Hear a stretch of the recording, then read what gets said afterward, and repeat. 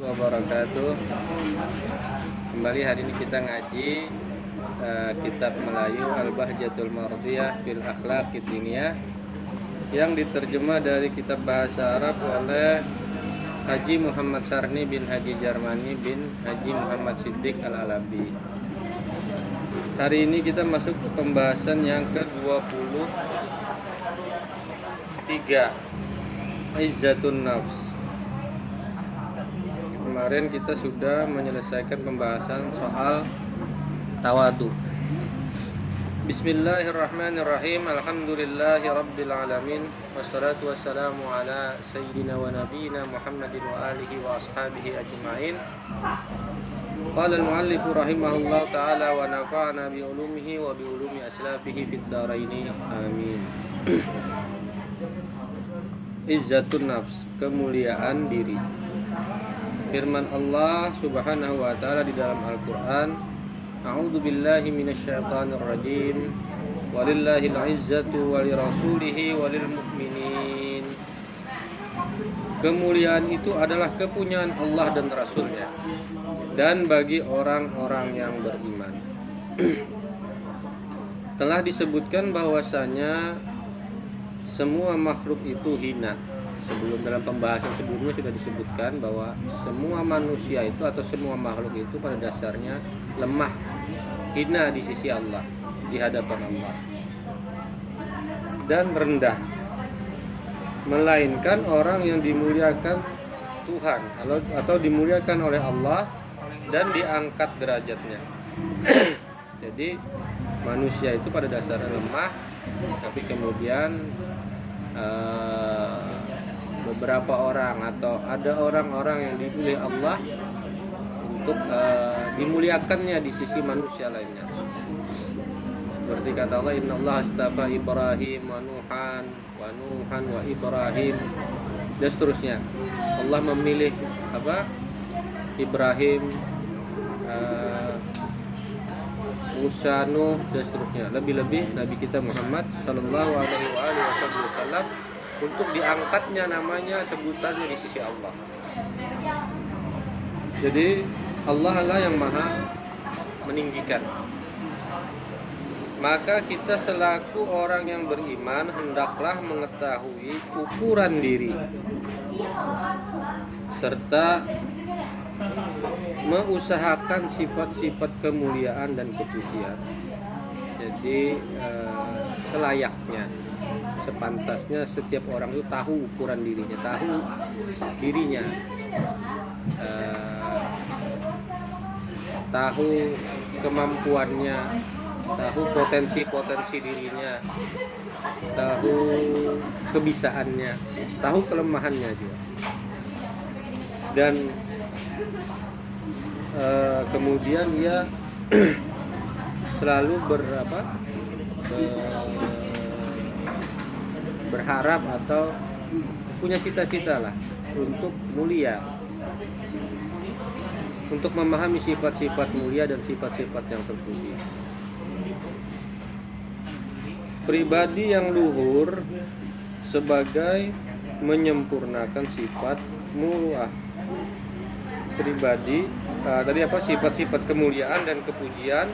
Pribadi yang luhur sebagai menyempurnakan sifat-sifat muruah yang sejati. Jadi sifat-sifat kemuliaan, sifat-sifat kepujian, sifat-sifat luhur lainnya itu wajib kita usahakan untuk diri kita, untuk melengkapi sifat muruah yang sejati, bahwa harga diri kita sebagai manusia itu perlu diupayakan dengan sifat-sifat yang luhur. Segala macam sifat kepujian yang disebutkan sebelumnya hendaklah dipelihara. Sifat sabar, hilim, apalagi semalam murah hati dan seterusnya, itu kasih sayang, itu hendaklah diketahui, kemudian diusahakan, diupayakan, dan dipelihara, diamalkan. Kita diberi oleh Tuhan, oleh Allah berakal. Kita ini diberi Allah akal, satu satu potensi yang luar biasa yang ada pada diri manusia yang tidak Allah berikan kepada makhluk lainnya. Binatang kada bisa akal, tumbuh-tumbuhan kada bisa akal. Nah, kita mulia karena kita bisa akal. Jadi hendaknya itu kita pelihara, kita maksimalkan potensi. Yang sangat mahal harganya, akal itu mahal harganya lah. Tak dapat dibeli dengan uang. Tak ada orang yang menjualnya. Akal itu ada yang menjual. Akal itu potensi yang Allah berikan di dalam tubuh manusia, di dalam diri manusia. Maka dengan akal lah kita beragama. Sabda Nabi kita sallallahu alaihi wasallam, la dina liman la aqlalah. Tak ada agama bagi orang yang tiada berakal. Jadi agama itu selain wahyu tentu saja yang diberikan kepada Nabi, yang kita ikuti, kita turuti, tapi agama itu juga akal. Jadi beragama itu berakal, bukan sekedar taklid ya bagus, taklid kepada kebaikan, tapi tentu saja kita perlu menimbang akal, karena di dalam akal itulah potensi kebaikan itu Allah titipkan.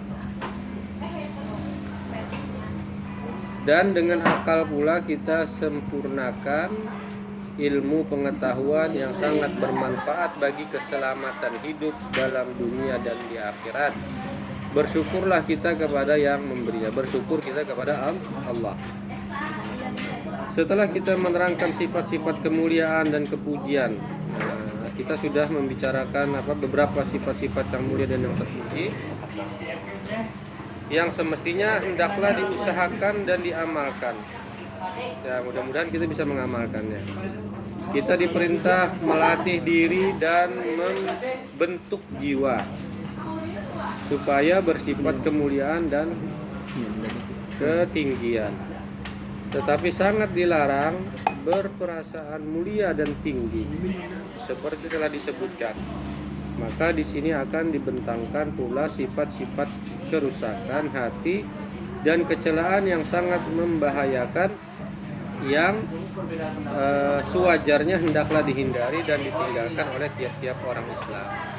Jadi sekali lagi dijelaskan seperti dijelaskan di awal di Muqaddimah bahwa kitab ini Al-Bahjatul Mardiyah ini disusun terkait dengan akhlak, dengan adab.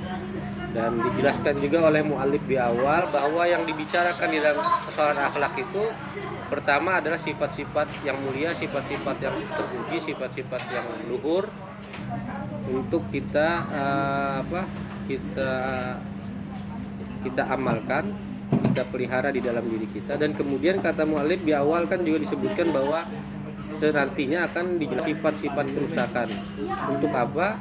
Agar kita hindari, agar kita tidak masuk ke dalam, atau kita mengenalinya dan kemudian kita bisa menghindarinya dan menjauhinya. Demikian, insya Allah pada pertemuan berikutnya kita akan membicarakan sifat-sifat yang tercela.